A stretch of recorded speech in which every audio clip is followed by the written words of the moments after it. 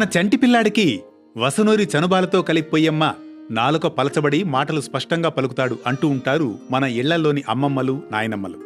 వసకున్న మాహాత్మ్యం అలాంటిది. మరి వసకొమ్ము గురించి ఆయుర్వేదం ఏం చెబుతోందో మరింత సమగ్రంగా తెలుసుకుందాం నేటి పరమార్థంలో.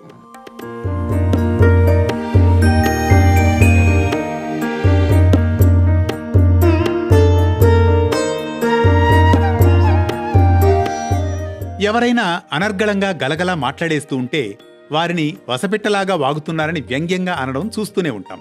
వసకు ఆయుర్వేదంలో ఎంతో ప్రాధాన్యం ఉంది. భగవంతుడు ఈ ప్రపంచానికిచ్చిన ఒక గొప్ప వరం ఆయుర్వేదం. వ్యాధుల నుంచి ఉపశమనానికి ప్రకృతిలో ఉండే చెట్లు, కొమ్మలు, వేర్లు, ఆకులు, పువ్వులు, పళ్ళు మొదలైన వాటిని ఉపయోగించి వైద్యం చేస్తారు. ఇలా ప్రకృతి ఇచ్చిన వనమూలికల్లో వస ఒకటి. వస లేదా వసకొమ్ము ఓ ఔషధ మొక్క.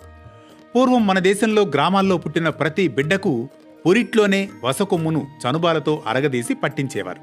ఇలా చేయడం వల్ల చిన్నపిల్లలకు కఫం ఉండదని, నాలుక పలచబడి మాటలు స్పష్టంగా త్వరగా వస్తాయని, కంఠస్వరం మాధుర్యంగా ఉంటుందని వస పోసేవారు. అలాంటి ఈ వసను వందల ఏళ్లుగా ఆయుర్వేదంలో అనేక రకాల వ్యాధులకు కూడా చికిత్సగా ఉపయోగిస్తున్నారు. వస వలన జీర్ణ సమస్యలు, వాపులు, నొప్పులు తగ్గుతాయి. ఈ వస వాడడం వలన నరాల శక్తికి, రక్తపోటు నియంత్రణకు, చక్కటి నిద్రకు, నొప్పిని తగ్గించేందుకు, మూర్ఛల నివారణకు, విరేచనాలను ఆపడానికి బాగా పనిచేస్తుందని ఆయుర్వేదం చెబుతోంది.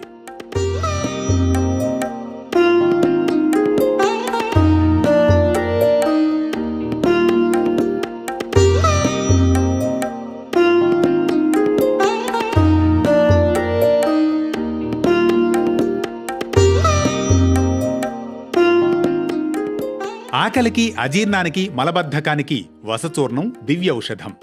జీర్ణాశయంలో అగ్నిని పెంచడంలో జీర్ణశక్తి పెరుగుతుంది. వసకొమ్ము పొడిని తేనెతో కలిపి తీసుకుంటే మూర్ఛవ్యాధి తగ్గిపోతుంది. జుట్టు ఊడిపోతుంటే వసకొమ్ము, గురువింద గింజలను ముద్దగా నూరిన మిశ్రమాన్ని జుట్టు ఊడిన చోట రాస్తే జుట్టు క్రమంగా పెరుగుతుంది. వస నూనెలో కొద్దిగా నువ్వుల నూనె కలిపి రాస్తే కీళ్ల నొప్పులు తగ్గుతాయి.